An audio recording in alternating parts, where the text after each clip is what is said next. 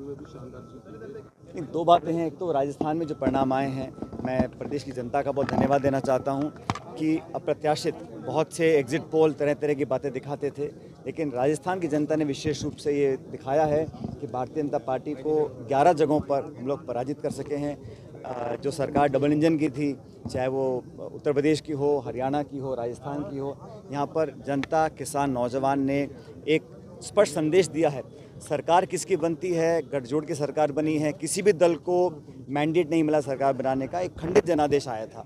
लेकिन जो संदेश गया है, जो राजनीतिक संदेश इस चुनाव के परिणामों से आया है, वो ये है कि दमन की, प्रतिशोध की, आक्रमण की, भेदभाव की राजनीति नहीं चलेगी।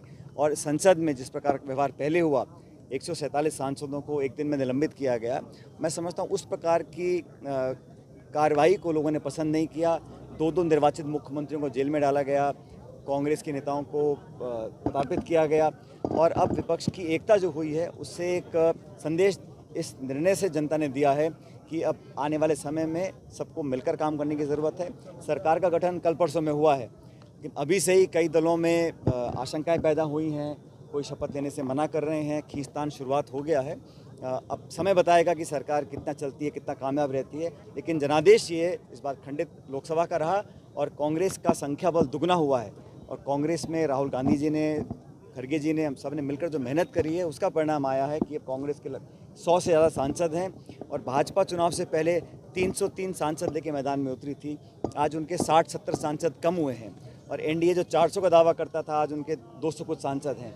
तो ये एक परिणाम कुछ हद तक संतोषजनक है कांग्रेस पार्टी के लिए। लेकिन राजस्थान में जो परिणाम आए हैं, मैं विशेष रूप से राजस्थान के मतदाताओं को धन्यवाद करना चाहता हूं कि बड़ी संख्या में कांग्रेस के और सहयोगी दलों के सांसद चुनकर लोकसभा में गए।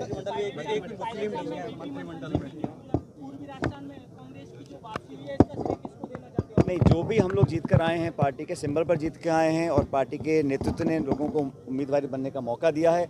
और जो भी विजय मिली है, वो सभी नेताओं और विशेष रूप से सभी कार्यकर्ताओं को इसका श्रेय जाता है।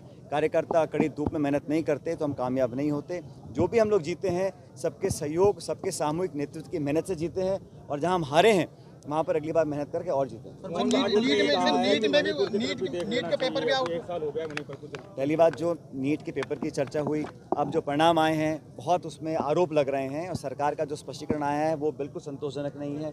लाखों लाख परिवार आज वंचित हैं, परेशान हैं अपने बच्चों के भविष्य को देखकर। सरकार के कार्रवाई से लोग संतुष्ट नहीं हैं। आतंकी हमले कश्मीर में हो रहे हैं, और जैसा कहा गया मणिपुर के बारे में, मुझे लगता है कि सरकार को बहुत पहले सचेत होना चाहिए था। देश के कोने में हिंसा हो रही है, अपराध किए जा रहे हैं, बलात्कार किए जा रहे थे, और वहाँ की हिंसा को रोकने के लिए केंद्र सरकार ने कोई कदम नहीं उठाए। उसका भी दुख हम सब लोगों को है, लेकिन अब उनके खुद लोग बोल रहे हैं तो ज़रूर सरकार इस पर संज्ञान लेगी। उन्होंने ये भी कहा कि घमंड नहीं करके अब काम करना चाहिए विपक्षी। किसी भी राजनेता को, दल को, सरकार को विनम्रता का परिचय देना चाहिए, जनता के अरमानों को पूरा करने के लिए कोशिश करनी चाहिए। लेकिन अब तक 10 साल में जो सरकार चली, वो घमंड, अहंकार की सरकार थी। अब जनता ने आदेश दिया है कि घमंड को त्यागो और हम्बल और झुककर और समर्पण भाव से काम करने की जरूरत है। अगर आप ये वीडियो YouTube पर देख रहे हैं तो हमारे चैनल को सब्सक्राइब करें और बेल आइकन को दबाना ना भूलें। अगर आप Facebook पर ये वीडियो देख रहे हैं तो हमारे पेज को लाइक करें।